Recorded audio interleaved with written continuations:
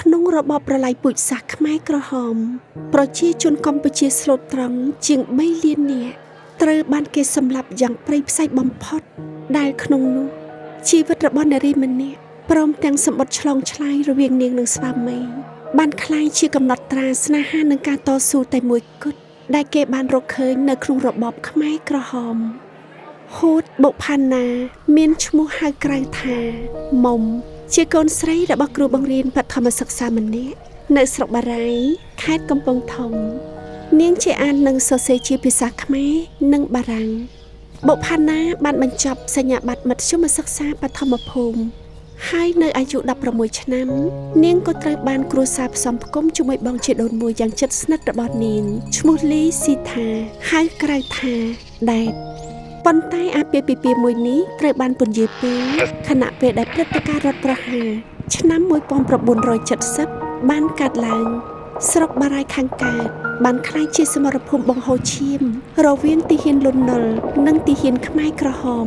ឪពុករបស់បុផាណាដែលទើបតែក្លាយជាចៅហ្វាយស្រុកនាពេលនោះត្រូវបានទាហានខ្មែរក្រហមឆ្មក់សម្លាប់សម្រាប់បុផាណានេះគឺជាចំណុចចាប់ផ្ដើមនៃសោកនាដកម្មដែលគ្មានថ្ងៃបញ្ចប់បុផាណា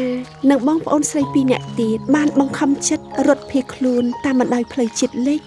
6សម្ដៅទៅកាន់ផ្សារកំពង់ធំដោយសុវត្ថិភាពប៉ុន្តែសោកនាដកម្មទី2របស់នាងក៏បានកើតឡើងបុផាណាត្រូវបានទាហានលន់នល់ម្នាក់ចាប់ចិត្តរួចប្រើល្បិចចោទប្រកាន់ថានាងជាជនស៊ើបការខ្មែរក្រហមហើយបានចាប់រំលោភនាងរហូតដល់មានផ្ទៃពោះដោយក្តីឈឺចាប់បុផាណាបានព្យាយាមបញ្ចប់ជីវិតរបស់ខ្លួននិងកូនក្នុងផ្ទៃដោយការលេបថ្នាំសម្រាប់ខ្លួនតែត្រូវបានជួយសង្គ្រោះទាន់ពេលដោយគ្រូពេទ្យមកដល់ឆ្នាំ1971បុផាណាបានផ្លាស់ទីលំនៅម្ដងទៀតមកទីក្រុងភ្នំពេញដើម្បីចាប់ផ្ដើមជីវិតថ្មីហើយនាងក៏បានសម្រាលកូនប្រុសម្នាក់ដែលនាងបានទុកនៅជាមួយបងស្រីបុផាណាខិតខំស្វាស្វែងរកការងារធ្វើពីផ្ទះមួយទៅផ្ទះមួយតែនាងតែងត្រូវបានគេបដិសេធក្នុងនាមជាស្ត្រីមានកូនឥតប្តីម្នាក់បុផាណាត្រូវបានគេមាក់ងាយជាច្រើនក្នុងសង្គមតែទោះជាយ៉ាងណាបុផាណានៅតស៊ូបន្តព្យាយាមរស់រានជាមួយនឹងក្តីសង្ឃឹមថាថ្ងៃណាមួយដែលជាគូដណ្ដឹងរបស់នាងនឹងមកជួយស្រោចស្រង់ជីវិតរបស់នាងឲ្យប្រសើរឡើងវិញដើម្បីផ្គត់ផ្គង់ជីវភាពប្រចាំថ្ងៃបុផាណាបានសម្រេចចិត្តលក់ដូរអ្វីៗដែលមានដូចជាអង្ករនំចំណីនៅផ្សារធំថ្មីក្នុងឆ្នាំ1973បុផាណាត្រូវបានគេទទួលឲ្យចូលរស់នៅក្នុងមណ្ឌលមនុស្សធម៌សម្រាប់ស្ត្រីមេម៉ាយក្រោមសង្គ្រាមមួយនៅទីក្រុងភ្នំពេញនេះជារឿងល្អដំបូងគេបង្អស់ដែលបានកើតឡើងលើនាងក្រោយមរណភាពរបស់ឪពុកតែក្តីសង្ឃឹមមួយនេះត្រូវបានបាត់បង់ទៅវិញក្រោយទាហានខ្មែរក្រហមបានវាយលុកចូលទីក្រុងភ្នំពេញនៅខែមេសាឆ្នាំ1975បុផាណាត្រូវបានគេជម្លៀសត្រឡប់ទៅរស់នៅស្រុកកំណើតរបស់នាងវិញនៅស្រុកបារាយណ៍ខាងកើតខេត្តកំពង់ធំស្ថិតនៅក្រោមអំណាចខ្មែរក្រហមបុផាណាដូចទេសកលដទៃត្រូវបានគេបង្ខំឲ្យធ្វើការភ្ជួររាស់នៅវាលស្រែទាំងថ្ងៃទាំងយប់គ្មានពេលសម្រាកតែដោយនិស្ស័យទីបំផុតបុផាណាបានជួបជាមួយនឹងដែតម្ដងទៀតដោយក្តីប្រាថ្នាដែតពេលនេះបានក្លាយជាកម្មាភិបាលជាន់ខ្ពស់ម្នាក់ក្នុងក្រសួងសេដ្ឋកិច្ចនៃទីក្រុងភ្នំពេញដែតបានស្រោចស្រង់ជីវិតបុផាណាឲ្យមានពន្លឺឡើងវិញតែការជួបជុំនេះត្រូវបានឃ្លាតឆ្ងាយម្ដងទៀតដោយដែតត្រូវទៅបំពេញការងារនៅភ្នំពេញព្រោះតែក្តីនឹករលឹកអ្នកទាំងពីរបានសរសេរសម្បត្តិឆ្លងឆ្លើយជាឯកជនជាច្រើនតាមខ្លឹមសាររៀបរាប់ពីក្តីស្នេហ៍ការនឹកនាហើយបុផាណាក៏បានសរសេរពីអក្រិតកម្មដែលខ្មែរក្រហមបានធ្វើលើនាង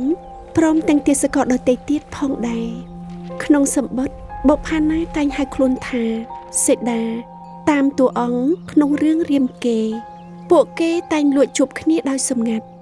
ហើយបុផាណាមិនយូរប៉ុន្មានក៏មានផ្ទៃពោះម្ដងទៀតក្នុងរបបខ្មែរក្រហមការសរសេរការធ្វើដំណើរការជួបជុំត្រូវបានហាមឃាត់ហើយទង្វើរបស់អ្នកទាំងពីរនេះគឺជាការបំពានបដិវត្តន៍យ៉ាងពេញទំហឹង